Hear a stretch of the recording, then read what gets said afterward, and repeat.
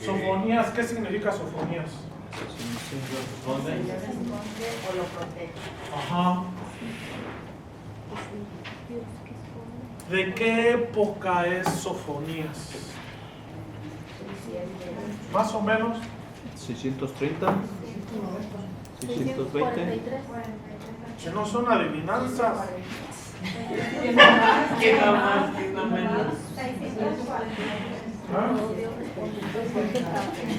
Vean ahí, por favor, cuando en el primer verso, ¿no? Hijo de Cusí, hijo de Godolías, hijo de Amarías, hijo de Ezequías, en tiempos de hijo de Amón, rey de Judá. Ese nos da el marco para fechar más o menos el libro o el profeta con el libro. ¿Sí? En tiempo de Josías. ¿Cuándo estaba Josías en el trono de Judá? 640, 69, 640. ¿No? O sea que Josías más o menos duró 30 años reinando. Más o menos. Otro profeta también en esa época con Josías, ¿no? También. No te entendí. Había otro profeta también contemporáneo a Rey Josías. Oh, sí. ¿No era Ezequiel? No, de los grandes Jeremías. Jeremías, sí, Jeremías. Sí. Aunque seguramente Ezequiel fue bueno. Ezequiel pues, debió haber por lo menos oído hablar de él. Josías fue joven, fue rey muy joven. ¿Sí? Y fue un rey muy piadoso. En la Biblia lo trata muy bien a Josías. Josías lanzó una reforma muy importante en este año. Ese es un año clave. Vean su cronograma. ¿Cómo lo trajeron? ¿Sí? ¿Alguien se llevó los libritos y no los revolvió? A ver, ¿tú los tienes ya? O están pesados para llevar. No, está bien. A ver, es el Atlas, no, el cronograma. Pues ¿no? Bibliograma. Este es el Atlas. Busquen ahí, por favor, en la página, pues aquí debería estar. Página 17, ¿sí? En la página 17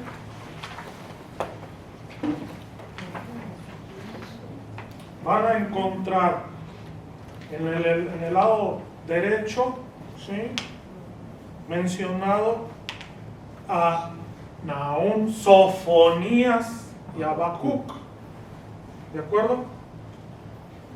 Y en la parte junto con Juldá, una profetisa o Hulda, y Jeremías, ¿de acuerdo?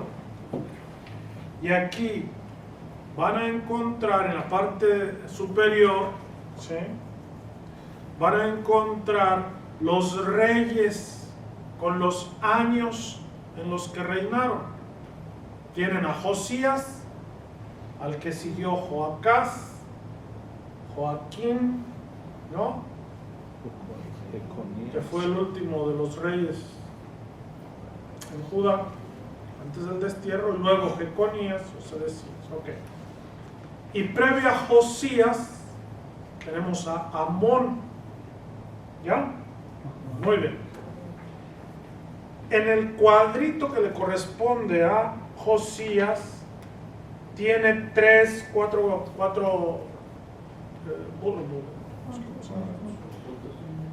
puntos, ¿no?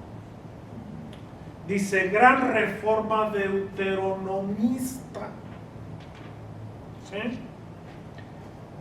independencia internacional, el segundo. El tercero dice restauración del reino de David. Y dice, vea Eclesiástico 49:1-5. O sea, nos está dando las coordenadas principales de Josías. La primera de ellas, la reforma deuteronomista. ¿Qué es la reforma deuteronomista? Y pasa a ver. Es la obra de los ¿cómo se llama? Cuando el pueblo llega a Canaán. La reforma deuteronomista, cuando hablamos de reforma, ¿qué se les viene a la cabeza? ¿Cambio de qué? Puede ser de gobierno, o sea, un cambio radical, ¿no? En algún sentido, de algo. A veces son políticos, a veces religiosos, a veces personales, ¿no? La reforma de Juárez, ¿en qué consistió? Separación de ¿No? Separación de la iglesia y del Estado en México. Nada más. las leyes también que hizo. ¿Cuáles fueron esas leyes? Tratados con Estados Unidos. ¿Eh? Los Estados Unidos hizo unas alianzas con Estados Unidos, ¿no? También. Bueno, les pidió dinero para las armas. Pero la reforma de San Benito Juárez, que llevó a la separación de iglesia y Estado, ¿no? Consigo la reforma trajo algo que se llamó la desamortización de los bienes eclesiásticos. ¿Qué es eso de la desamortización? ¿A qué suena? Así le llamaron. Desamortización. ¿A qué le suena amortizar algo? Quitar los bienes de la iglesia, propiedades. Pero no dice expropiación, dice desamortización. Es la palabrita técnica para referirse al asunto. ¿Qué está diciendo Rosita? ¿Qué está diciendo? Repartir. Antes de repartir, Quitar, robar. pues no. Sigue Miguel. Saquear. Lo que hizo Juárez fue declarar que los bienes de la iglesia estaban en manos muertas. Desamortizar. Darles vida. No solo eso, estaban amortizadas, estaban como muertas, porque la iglesia tenía muchas propiedades, muchísimas.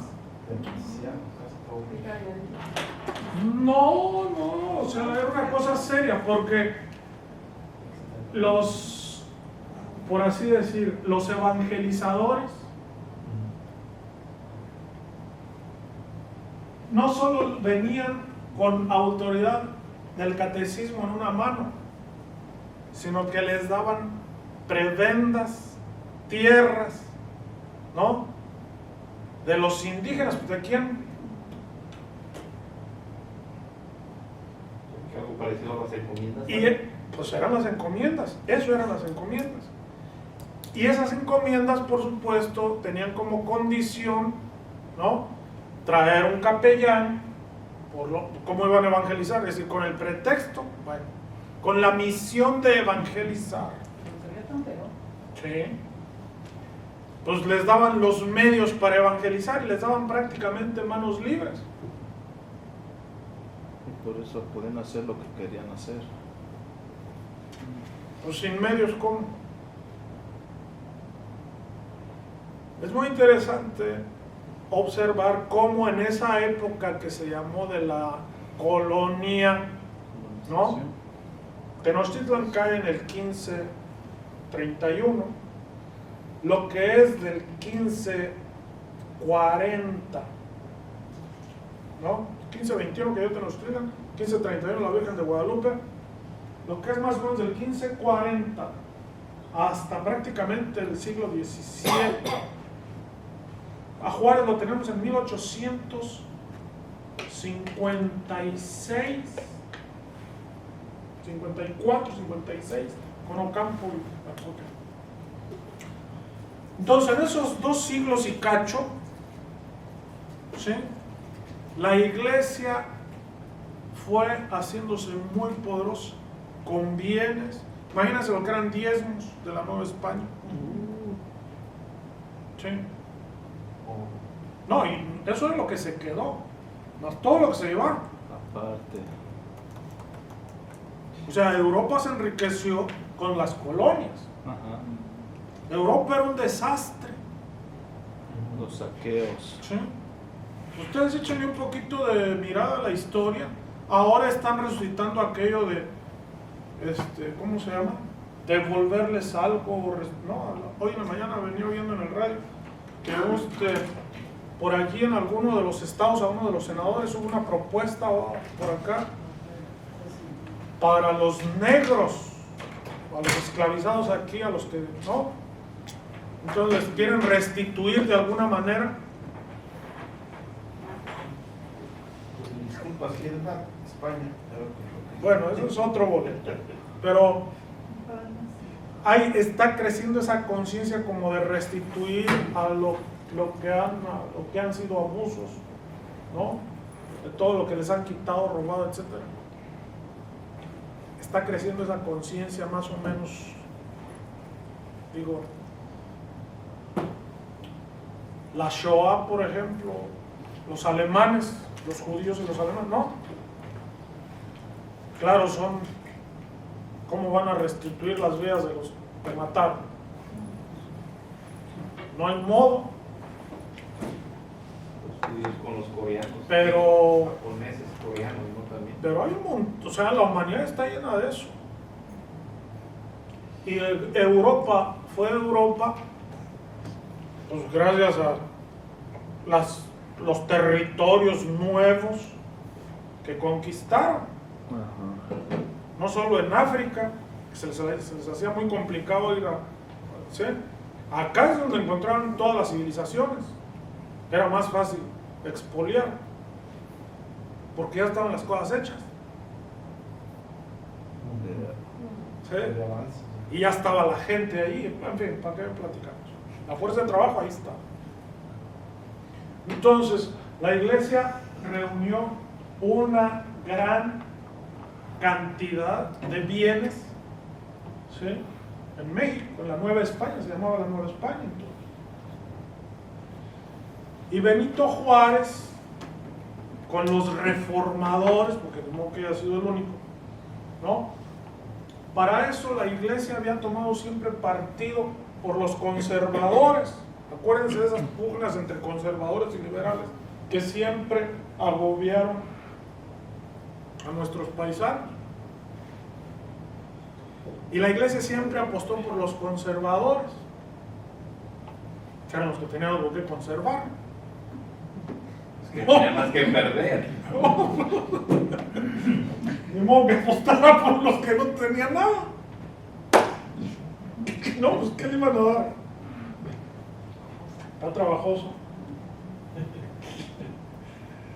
Y sin embargo, los que promovían las reformas, la independencia, bla, bla, bla, pues eran eclesiásticos. O fueron eclesiásticos. ¿No? Piensen ustedes en Hidalgo, Morelos, ¿no? Los corregidores, y militares, que era la gente pues pensante, y los que podían pues dirigir, caudillar o liderar algún movimiento de algo, los que tenían chance de hacer algo, ¿no? Ni modo que quién. Porque seguía la gente. Pero en fin, no le vamos a entrar por ahí. Estaba diciendo, la desamortización de los bienes significó la reforma, las leyes de reforma. ¿Sí? Y entonces, ¿qué dijo Juárez? Todos los bienes eclesiásticos son ahora del Estado mexicano. ¿Por qué? Porque necesitamos pagar las armas que nos prestaron los Estados Unidos para echar para afuera a Maximiliano. Si no, ¿cómo lo echamos para afuera?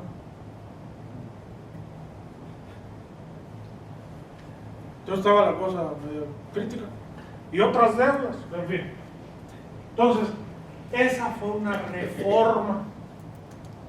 Lo que hizo Josías en el siglo VII es también una reforma. Una reforma le llaman deuteronomista. ¿En qué consistió? Resulta que era tan piadoso el rey que dijo, pues ahí como que la capilla del templo ya está, la sacristía está muy arruinada, hay que darle una limpiada y una remozada, ¿no? Y cuentan que cuando andaban ahí desempolvando y queriendo arreglar lo que estaba medio arruinado, se encontraron en un rollo de la ley. Y cuando lo encontraron, se lo llevaron al rey y le dijeron, nos encontramos esto. Y el rey dijo, esto era lo que necesitábamos, o sea, Dios nos ha mandado esto. Y se promulgó aquello como ley del Señor. ¿Qué es lo que encontraron? Encontraron ¿Torah? el núcleo de lo que se llama el Deuteronomio,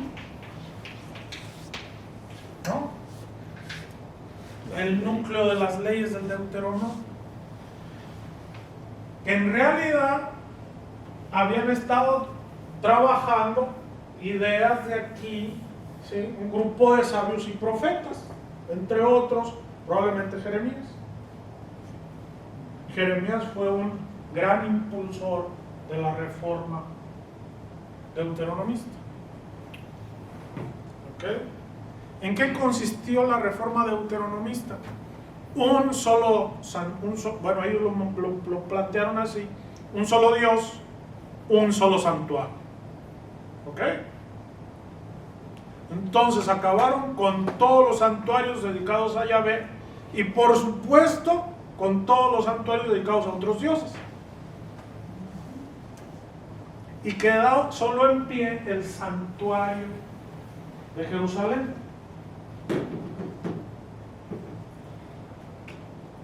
La reforma deuteronomista va a traer unas grandes repercusiones en la vida del pueblo. ¿Ok? Entonces Jerusalén se va a afianzar como la capital, como el centro de toda la religión. Y por supuesto, para que estas leyes se puedan implementar, ¿sí?, debió haber implementado también un grupo de peritos, de jurisprudentes, de jueces, ¿no?, para que fueran a los diferentes lugares, a las diferentes regiones, pues a dar cuenta de la nueva ley y a juzgar conforme, a crear jurisprudencia de acuerdo a la nueva ley, con toda la tasación de impuestos de diezmos, tributos, como es, todo lo que tenemos en el Deuteronomio. Aunque el Deuteronomio va a venir otra vez, se va a reformular, ¿sí?, en el exilio, ¿sí? Hay quienes hablan de 3 momentos redaccionales del Deuteronomio. En esta primera etapa, en torno al 625, 622, tenemos lo que sería el núcleo del Deuteronomio. Y si ustedes van a ver, no, ahorita ya no, pero cuando vean Deuteronomio, cuando vean Pentateuco, en el Deuteronomio van a encontrar ahí el núcleo del Deuteronomio, que se llama así se le llama, ¿no? La ley, ¿no? A ver, ¿cómo le pusieron aquí? Es lo que encontraron ahí, ¿verdad? Ahí como está ahí. Bueno, ya es mucho decir que tal como está ahí, pero por lo menos que, ¿no? El código deuteronómico, ¿no?, que va de los capítulos 12 de Deuteronomio hasta el 26. O sea que no era cualquier papelito nomás, era una cosa bastante desarrollada. ¿Sí? Bueno, dice aquí, este conjunto, les estoy leyendo lo que dice Biblia de Jerusalén en la nota, este conjunto que tiene en cuenta la evolución social y religiosa del pueblo, debía sustituir al antiguo código de la alianza y representa, al menos en el fondo, la ley hallada en el templo bajo Josías, y refiere a 2 de Reyes, capítulo 22, que es la famosa, el texto de la reforma de Josías. Entonces, fue un gran hallazgo. ¿Quién lo hizo? Los deuteronomistas, un grupo de escribas y probablemente alguno que otro profeta, digo, ¿no? Estuvieron metidos en esto. Muy bien. ¿Qué sucedió? A Sofonías le tocó esa época. Entonces Sofonías va a ser, por eso hay que destruir, hay que acabar con todo lo que no sea de la religión ya vista. Para tener un solo santuario. ¿Qué pasó, Horta? ¿Cuál es? Una unidad nacional. Parece que es Lo un... que pasa es que ustedes pues son muy desbalagados. Es un énfasis, ¿no? Sí. Como que Ok. ya algo que Eso es. Vean 2 de Reyes, capítulo 21 y 22, que es donde encontramos todo ¿no? Todo este asunto de la reforma, pero es el contexto histórico para Sofonías. ¿Ok? ¿Alguna pregunta de esto?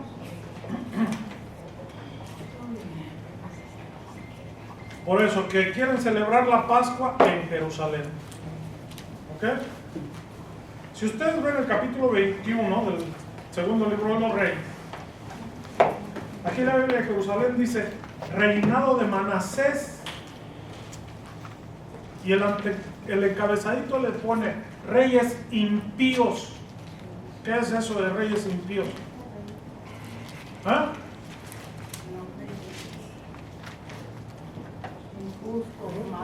Malos, ¿no? Perversos. Y es que Manasés, por ejemplo, ¿sí? Vean ustedes cómo lo cuenta Conrad, ¿no? El rey Manasés reconstruyó las ermitas de los altosanos. ¿Qué son las ermitas de los altosanos? Como capillas. Ajá. ¿No? A ustedes les habrá tocado también por ahí que van en la carretera y de repente ven una ermita, un altarcito. A veces tiene una cruz porque ahí se mató a alguien y la gente luego ya le empieza a prender veladoras y a ver fantasmas y al rato hasta apariciones o más desapariciones ahora. Cuando menos se acuerdan, alguien lo trae en procesión ya al difunto y lo hacen venerable ahí de toda la región y hacen milagros y para qué les cuento, ¿no? Que algunos salen bastante taquilleros, otros, ¿no? Introdujo el culto astral, ¿sí? Eran muy aficionados, sobre todo los cananeos, los fenicios. O sea, acuérdense que Israel y Judá están, pues, no están lejos de los demás pueblos, no están aislados. Y el comercio y eso, pues, van y vienen. Estampitas, diosesitos, devociones. Cuando menos te lo encuentras, tienes al niño de Atocha ahí con alguien que te lo trae, un peruano que se lo encontró y ¿no? ¿Cómo le hicieron para que llegara?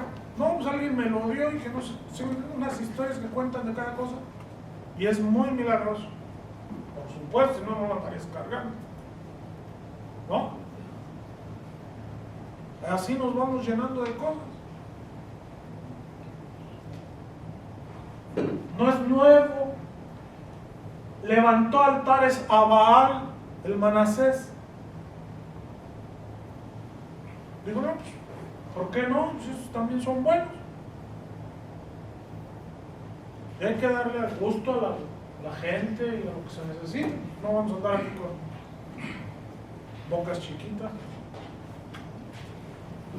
Sacrificó a su hijo, eso es una de las cosas más graves.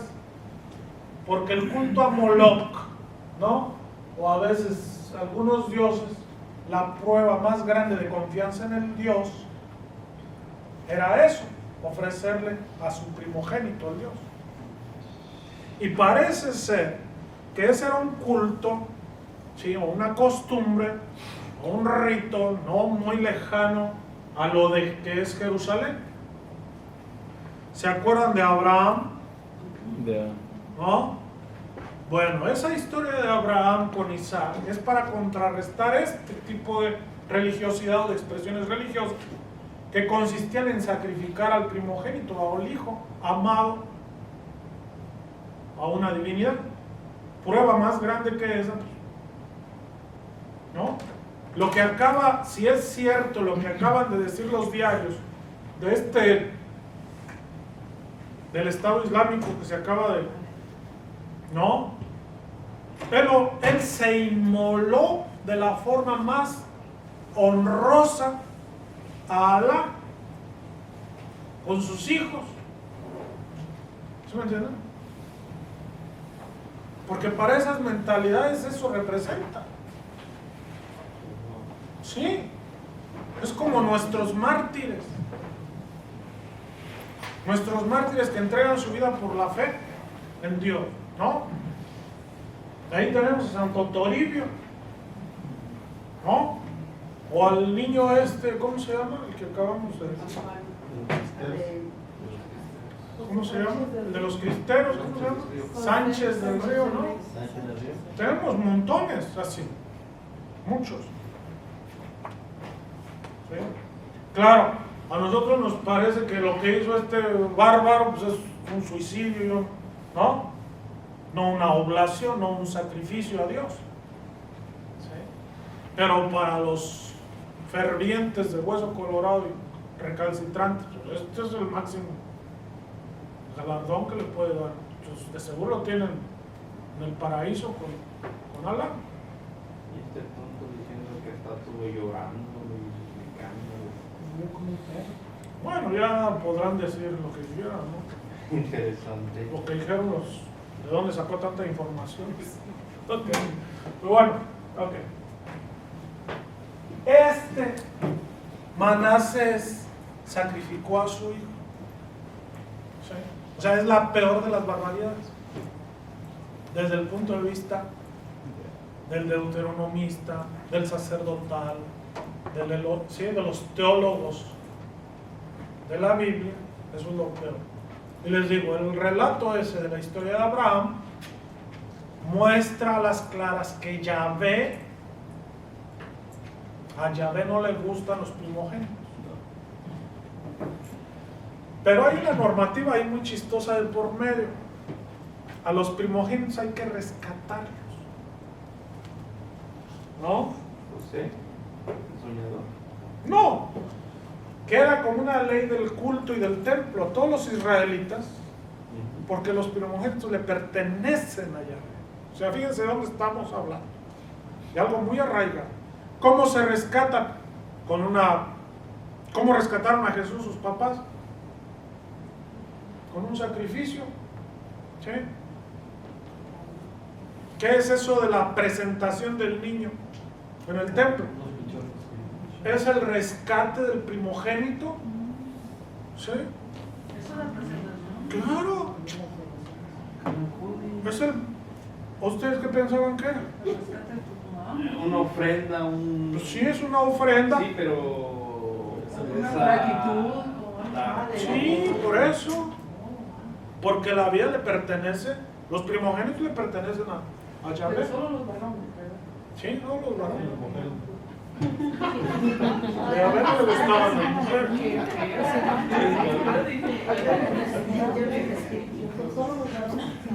Sí. Pero no solo de los humanos, también de todo lo que rompe el vientre, dice, ¿no? Dice la ley. Entonces también los animales, los primogénitos, becerros, borregos, ¿no? Entonces, para que vean dónde estamos, cuál es la mentalidad de los primogénitos con Pero- respecto a... Entonces, si no lo rescataban, ¿le daban cuello? Le correspondería, ¿sí? Lo sacrificaban al niño. Le correspondería. Ok. Pero Miguel, supuestamente lo que estoy entendiendo es que por eso vino esta reforma, ¿no? Sí. Para contrarrestar lo otro. Pero tú no sé. Esas prácticas que por supuesto son paganas, no, pero está ahí la ley, ¿no? Entonces a lo mejor no eran tan paganas. A lo mejor eran más populares de lo que uno se imagina.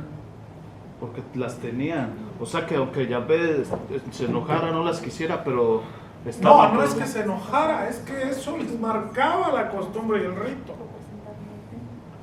Era O sea, darles el chocolate cuando eran niños, por así decirlo. Si nosotros Desaparecerlos decimos, ¿no? como quiera si no los rescatan. Claro, porque le corresponde, ¿cómo decir? La vida le pertenece a Yahvé. Sí. Ahora, no pensemos que nuestros modos de entender a Yahvé, a Dios, son los mismos del catecismo ¿no? que tenemos católico, a los que tuvieron ellos en el siglo VIII, Sí. VII, ¿no? Por supuesto que no. La religión monoteísta evolucionó. Yahvé en un determinado momento de la historia de la religión era uno como Baal, uno más entre ellos. Sí. A nosotros nos parece que Dios estaba clarita no, sí, nos parece. Pero en realidad fue un pasar de generaciones y generaciones de reflexión y pensar un proceso largo, un parto largo. Esta religión que nosotros tenemos no es natural. ¿Sí me entienden? O sea, Pura. pero estamos lejos de eso. Lo natural es lo que a todos los demás se les ocurre. Y ninguna de las otras culturas tiene un solo Dios. ¿Sí me entienden? Pero a nosotros nos parece que esto es lo que siempre debe ser la normativa para todos. Y que siempre fue así. Pero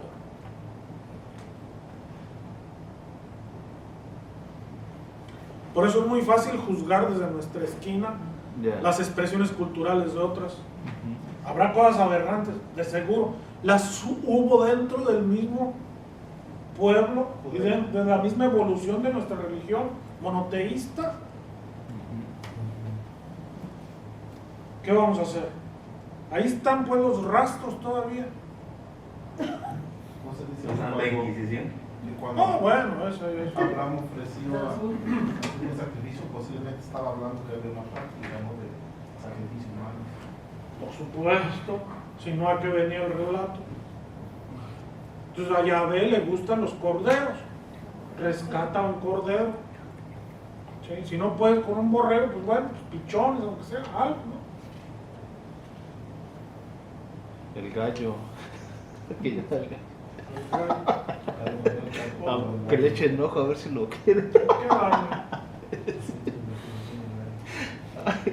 Colocó la imagen de Astarte en el templo.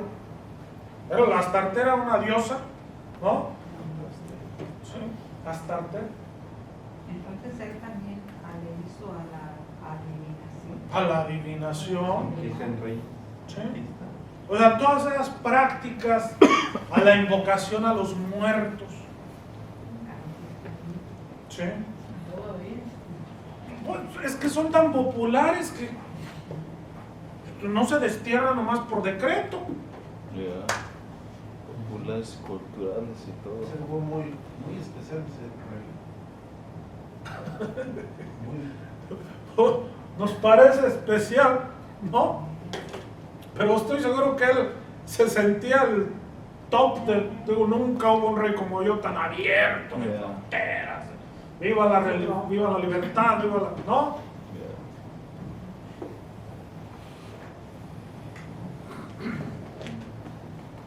Y luego vino Josías y el movimiento deuteronomista arrasaron con todo lo que pudieron. Pero pues algo se quedó ahí entre los escombros, quedan cenizas, ¿no? Algo de ideología, Pues mentalidad. sí, necesariamente. Esa es la reforma de Josías. Y en esa reforma deuteronomista le tocó a Sofonía. ¿Ok? Nínive. Eran años complicados. Nínive acababa de ser tomada destruida por los babilonios. ¿Ok? Ya, estamos ahí en el 6:12. Órale.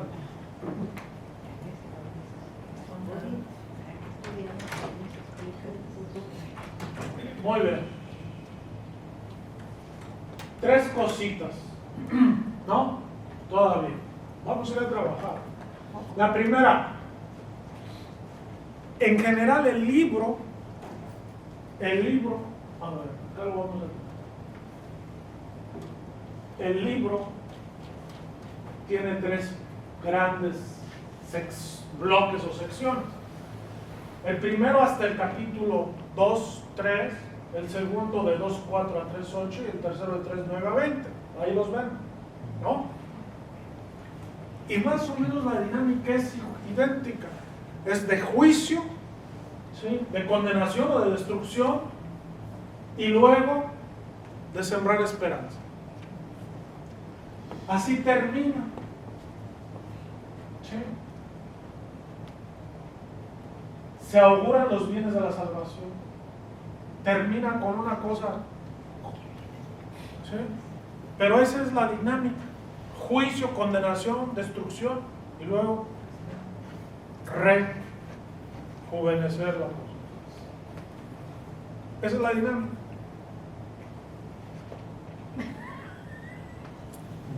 ¿Qué pasó? No, pues cuéntalo, Leti. También nos queremos ver.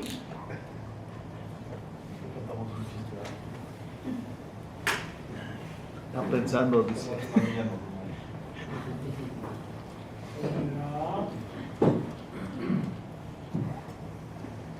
Vamos a trabajar. Se van a numerar del 1 al 4. 1, 2, 3, No, 3. 4. 3. Ok. Vamos a hacer lo siguiente. Vamos a hacer 4 grupos. Van a tomar su Biblia y su libro. En las páginas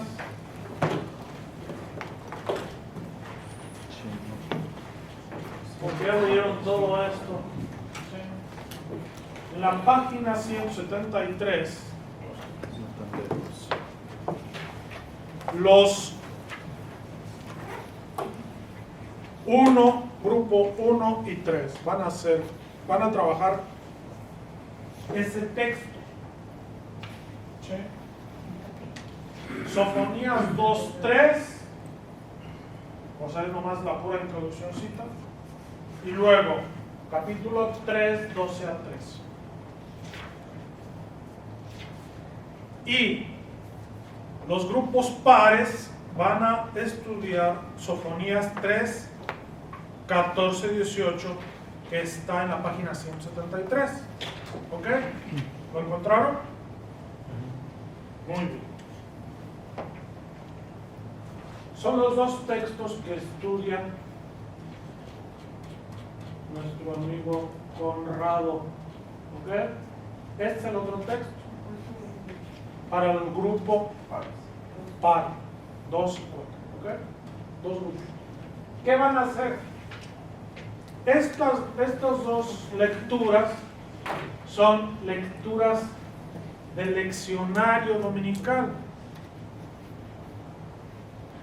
¿Qué es el leccionario dominical?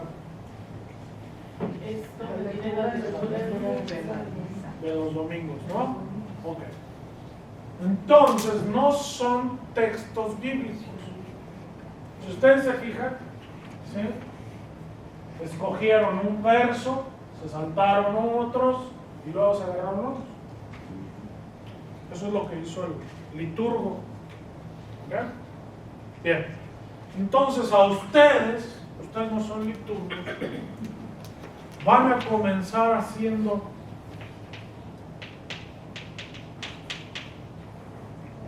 el contexto. ¿Qué es el contexto? Es lo que va con el texto.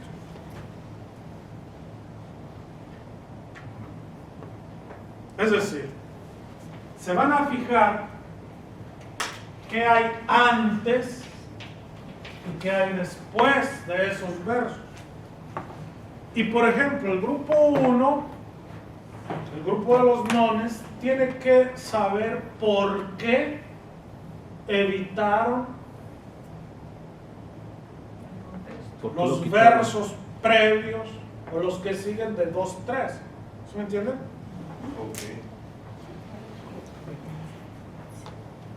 Si hay alguna razón, ¿cuál fue?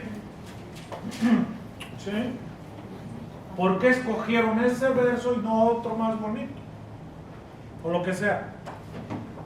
O sea, les corresponde a ustedes el lucubrar, hipotetizar. No es una lectura natural. Cuando ustedes sacan de aquí, de aquí, de acá, de acá. O sea, no es el texto bíblico natural. Tiene una intención. ¿No? A lo mejor facilitarnos las cosas. Quiero saber. ¿Sí? No se queda tan feo. No sé. Entonces les toca. Esto lo van a hacer los dos grupos, todos. El contexto, ¿qué hay antes, qué hay después? ¿Dónde comienza lo que yo voy a estudiar y por qué estoy estudiando esto? ¿Dónde comienza? ¿Sí? ¿Y dónde termina? Esto se llama delimitación. ¿Sí? Delimitación. Eso es lo primero que hace uno cuando va a estudiar algo. ¿Dónde empiezo y dónde voy a acabar? Porque si no, pues esto no tiene fin. Es muy importante fijarse el límite. Segundo, y ayuda a esto, ¿no? ¿Qué tipo de texto es? ¿Qué tipo de texto es?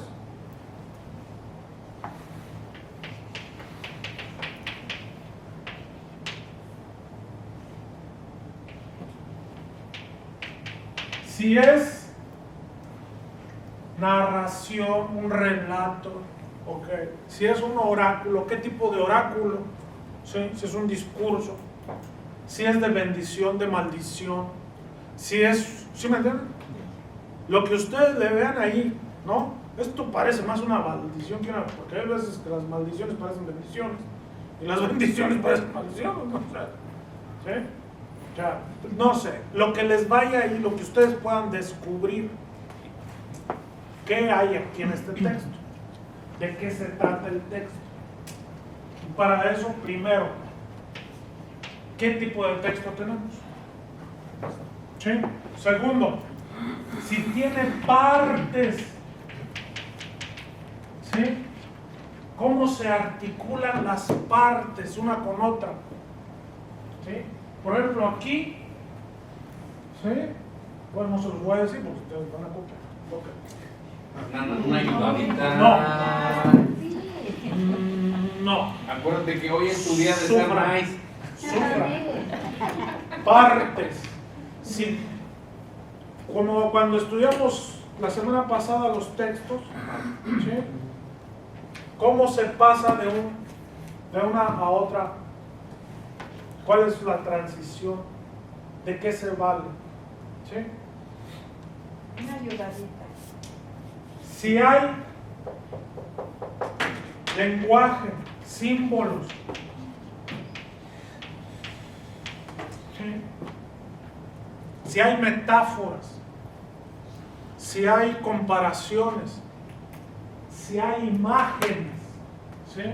Todo eso va a ayudar a entender el texto. ¿Ok?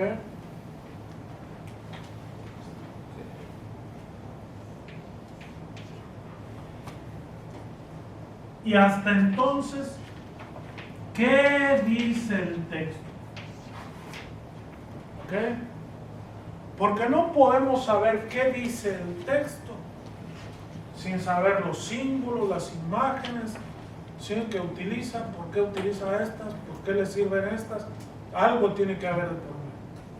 Si no nos estamos enterando de esto, probablemente estamos distorsionando el texto y le estamos haciendo decir lo que a mí me da la gana que diga, no lo que el texto dice. Y por último, ahora sí, el contexto. ¿Qué es el contexto? Estuvimos hablando hace ratito de la reforma deuteronomista. Entonces ahora tienen algunas imágenes más claras, ¿sí?, del contexto. Sus Biblias a veces les ponen referencia en los márgenes o en las notas o lo que sea, ¿sí? Entonces hay que ir a ver eso, porque eso ayuda a ampliar el contexto de los textos.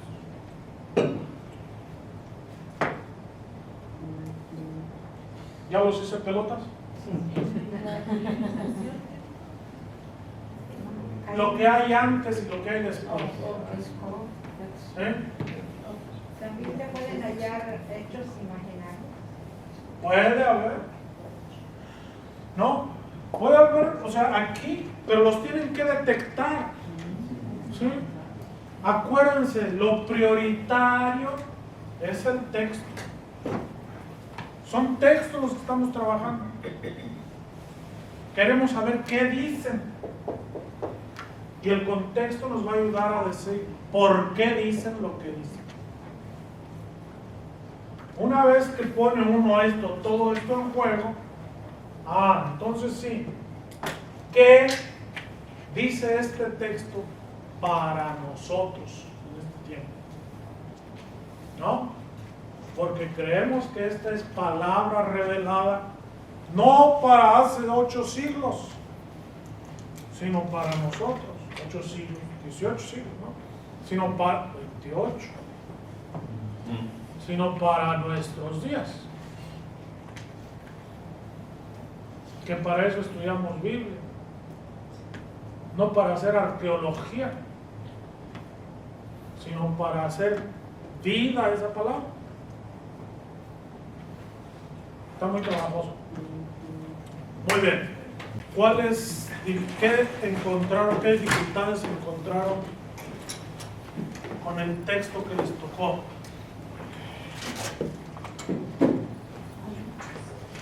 Para mí, yo tuve Este es el texto, ¿ok? Más o menos. Sí, 1 y 3, los pares.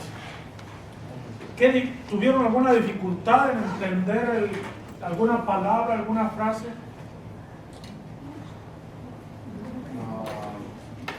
No, únicamente la problemática que encontramos fue en el versículo 2. Los capítulos. ¿A dónde está? ¿Dónde está? Por eso, El 2.2 y el 2.4 hablan de totalmente cosas diferentes. El 2.3 tal parece que habla de una manera, está haciendo un llamamiento a un tipo de personas. A ver, vámonos despacio, ahorita vas muy... Ok. Este texto, ¿sí?, si ustedes se fijan, tiene un verso del capítulo 2 y luego 2 versos del capítulo 3. Es decir, el capítulo 2 se prolonga hasta el verso 15. ¿Sí? Y luego el capítulo 3, bueno, hasta el que es 20, hasta el 20. Entonces esto está entresacado de esa parte. Es como una síntesis. Ahorita los vamos a oír, ¿ok? ¿Qué es lo que está alrededor del verso 3. ¿Eso es lo que estabas diciendo? Es lo que está diciendo. ¿Qué? Héctor, ¿quieres? Pues es como una indicación para Un cambio, ¿no? a Dios. Sigue siendo una indicación, pero al último Es como un cambio de fe y de esperanza, ¿no? Hacia Dios. sí, esperanza, un poner su fe en Dios, pero el 3 ya viene siendo como una recompensa. A ver que siguen eso. El 1, en el 2, 1 y el 2, 2 y el 2, 4 están hablando más de la ira del Señor, de un comportamiento. Tomen ahí sus Biblias, por favor. Pónganse enfrente de la Biblia.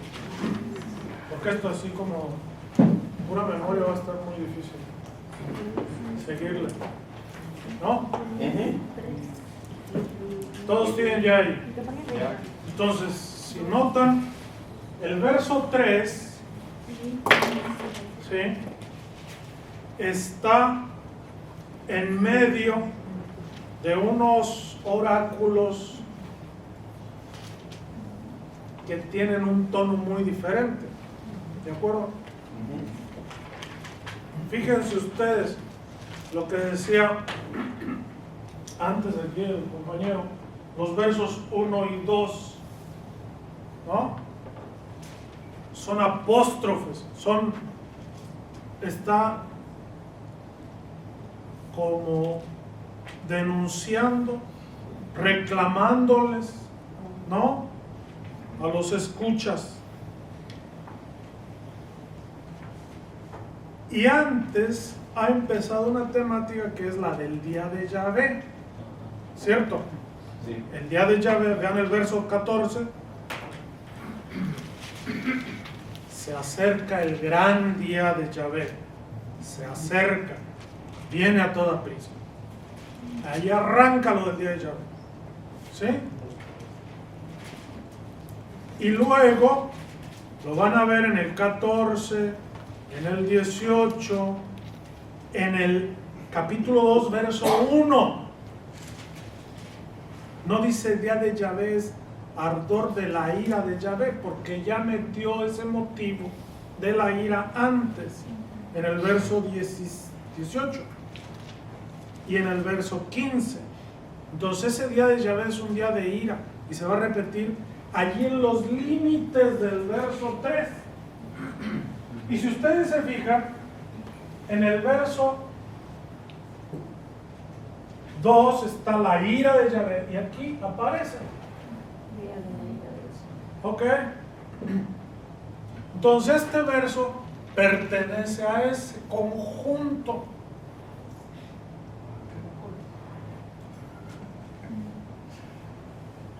¿No lo vieron? No. Yo sabía que no lo iban a ver. No miramos esta palabrita. A ver, ¿No? equipo 3, háganos el paro. Ustedes sí lo vieron, ¿verdad que sí? Solamente sé que ya lo analizó con mucho tiempo. No, o sea, como va uno leyendo, uno va, ¿no? Pero si no leen, no. Pero el tiempo mata, no se fija uno a veces en... Pero es importante, por eso les digo, lean antes. ¿Sí? Esto forma parte de dónde. Lo que ustedes estaban diciendo es verdad. Nada más quiero que lo apoyen. ¿Ok? En el momento en que ustedes detectan esto, esto es de acá, esto es de aquí. ¿Sí me entienden? Es muy simple, pero es de atención y de reatención, porque cuando vuelven a leer las cosas, eso es cuando las estudian. Ok. ¿Qué más? Si ustedes se fijan, ¿qué sigue aquí en el verso 4? El verso 4. Ya se quedará abandonado. Ajá. Sigue la ira del Señor, ciudad por ciudad. ¿Sí? ¿Hasta dónde? ¿Hasta dónde? Las casas de escalón. Casi todo. Todo habla de lo mismo. ¿De acuerdo? Sí, casi todo. De acuerdísimo. ¿Sí? Entonces, son oráculos de maldición prácticamente, de destrucción, de condenación. No solo ciudades, también hasta animales. Agarra parejo. Entonces, solo lo que tenemos aquí es un lunarcito, ¿no? Del verso 3, que tiene un tono diferente, aunque forma parte, ya dijimos, ¿no? No sé si se alcanza a notar eso. Sí. ¿Y ese verso 3 de qué habla? De un paraguas, por así decirlo. A ver, Habla de un paraguas, de una vía, de una posible solución de no recibir la ira del Señor. a librarse de esa ira. A por lo menos alcanzar algo que no sea la ira tan fuerte, vamos a alcanzar algo. Ajá. ¿A quiénes se dirige? ¿Un pueblo? Humildes. Al resto, después como que ya son A los que un siguen servicio sus mandados, de a los que gente. practican los mandados. A los que lo siguen. Ajá. ¿Y aquí cómo está aquí enunciado eso? Ahí dice, por eso dice que es quizá encuentre, o sea que todavía hay un ¿No? algo. Algo humilde y sencillo. Sí. Si hay cambio, quizás. ¿Sí? ¿Qué es lo que tiene que hacer ese Personaje, persona. ajá, el resto? ¿Qué es lo que va a hacer el resto? Buscar con humildad. Ser justos. Ser humilde y sencillo. ¿En qué se busca a Yahvé? La justicia. Busquen la humildad. Ya está. ¿No? Ahí está. Busquen la humildad. ¿Qué es lo que hacen los humildes de la tierra? Practiquen su ¿No? mandado. Cumplen los mandamientos. ¿Qué más? Buscan la Busquen justicia. al Señor, busquen la justicia, busquen la humildad. ¿No? Y aquí el quizá, si hacen eso, quizá Se encuentren, salvará. ¿no? Seguridad el día de la ira del Señor.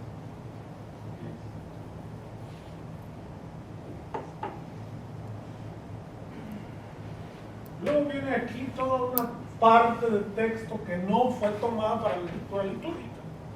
¿De acuerdo?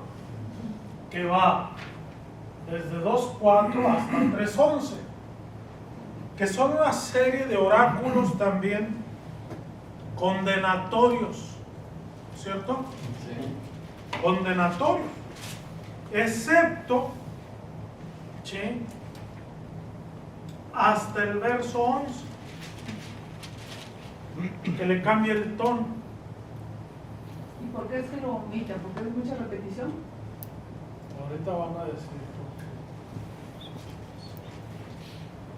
qué. Y otra vez tenemos como lunarcito en ese en medio, ¿no? ¿Qué dice? Dentro de ti, un pueblo humilde y sencillo, que buscará refugio. Ujú. Y luego, el resto de Israel no cometerá más iniquidades, ni dirá más mentiras, ni tendrá en su boca una lengua engañosa. Ellos se apacentarán y descansarán sin que nada les pase.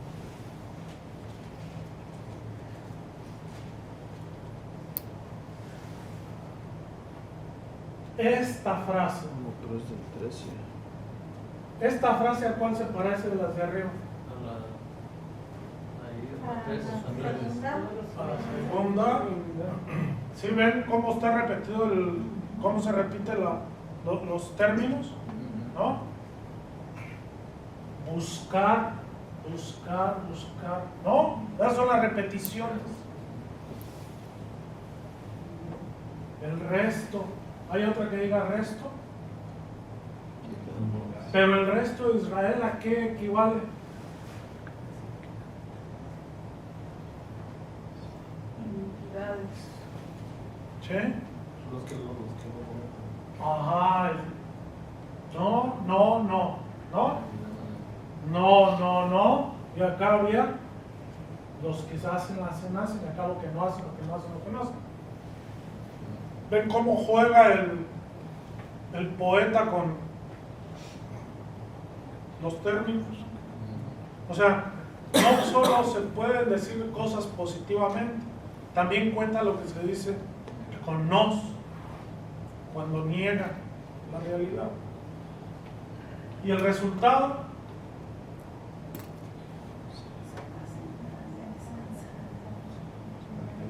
Descansarán.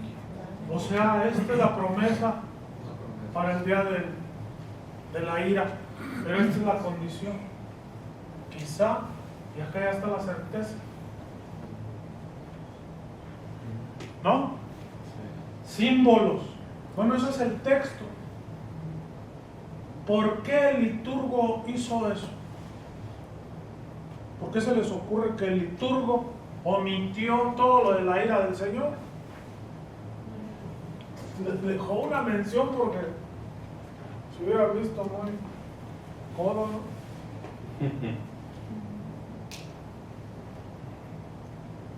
¿Por qué? Es como para dar esperanza, ¿no? Porque lo demás ya somos, pues. Ojalá viene con el mensaje de lo que quería Dios. Para no crear una mala imagen de Dios, ¿no? Me imagino que para crear una imagen más bondadosa, más buena, por así decirlo, de Dios. Dios Que es lo lento a más la acercado cólera. hacia Él, ¿no? Lo Ok. más acercado a Dios. Es como, bueno, podría decir, es que a la misma vez no le convenía que saliera el texto fuerte hacia los que llevan el mandato, como el imperio, digamos, si habla de la ira del Señor a los que son los líderes y están haciendo las cosas corruptas, a la misma vez no les convenía como que se escuchara esa voz. Tan ruda. ¿O sería el miedo? El miedo a que lo callaran o lo mataran, como todos los Es que ustedes los son muy mal profetas, ¿no? pensados. Por miedo no hablan. Por miedo no hablan. Pues digo, César va de la misa.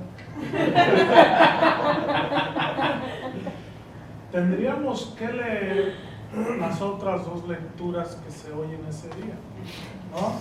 El cuarto domingo del ciclo del año A, ¿no? Casi apostaría yo a que el evangelio es aprendan de mí que soy manso y humilde de corazón, que mi yugo es, Liviano. ¿no? Entonces, a partir de ese evangelio de San Mateo, ¿no? Se escogieron los versos para la lectura. Sí, pero algo de eso que ustedes sospechan hay de por medio. Porque si el Evangelio habla de algo bondadoso y acá, como muy contrastado, como que. ¿Sí? Pero en general la liturgia no es muy rasposa. La liturgia no es muy rasposa. Por eso a veces las personas cuando van a los textos de la Biblia se encuentran, oye, pero si esto nunca lo había oído. Pues es que, ¿sí me entienden? Es que le han hecho la lucha para darle una rasuradita a la cosa, para que no. Tienen que moderar, No ¿no? raspe. Un poco. ¿Ok? ¿Algo más? Símbolos del pobre. ¿Es pobre? La ira del Señor, día de la ira del Señor. pobres los que siguen al Señor. ¿Son símbolos? ¿Dónde hay símbolos? Bueno, leyendo la nota de la Biblia, que de página, dice que es donde se le llama pobre a los que siguen al Señor, no tanto no necesariamente. Pobres y humildes, no pobres precisamente de dinero, sino Estos sino de corazón. estos son los pobres. Los humildes. Nosotros le tenemos mucho miedo al pobre. De veras. Nadie quiere ser pobre. ¿Sí? Aunque seamos pobres, no queremos ser pobres. ¿Por qué? Porque nuestra idea es que el rico es el bueno, el poderoso, el que puede hacer las cosas. Queremos ser así, conscientemente. Pero el pobre, ¿sí? Ya les digo, sin adjetivos. Hay como 4 términos para hablar de pobreza. Yo también vi las notas de la Biblia y dice, ¿no? Los humildes. Es más, Conrad, ¿sí? Tradujo aquí sencillo. Y en el hebreo dice pobre. ¿Okay? Dice lo mismo que... no, tampoco está aquí. Estos son los mismos. Pero luego aquí dice pobres también. Tal o el pion. ¿Sí? Y no hay cómo engañarse pensando en que esos son pobres, pero no materiales, no económicos, no sociales. ¿Se me entiende? Como si fueran pobres espirituales. Y entonces empezamos a espiritualizar las escrituras. Y aterrizarlas va a ser más difícil. ¿Sí me doy a entender? Si no aterrizamos la justicia, se nos queda en un concepto. Si no aterrizamos la humildad, yo puedo ser rico y ser humilde. ¿puede? ¿Sí, no? Sí. Pero esto hay que aterrizarlo. ¿Sí? De otra manera, la ira del Señor no tiene remedio, no tiene vuelta a Dios, no tiene escapatoria. No hay refugio. No hay pobre, ¿sí?, que sea inicuo, que esté tramando maldades.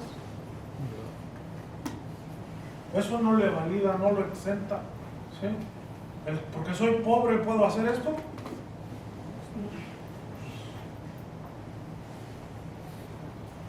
Porque soy el presidente, ¿puedo hacer lo que me da la gana?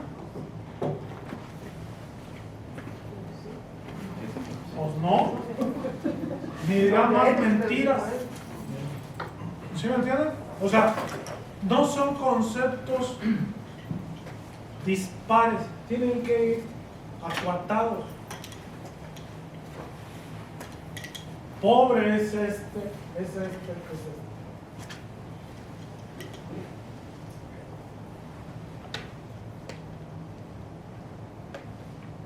Y nos salimos de nuestras casillas a lo mejor, pero tomamos las casillas de las escrituras.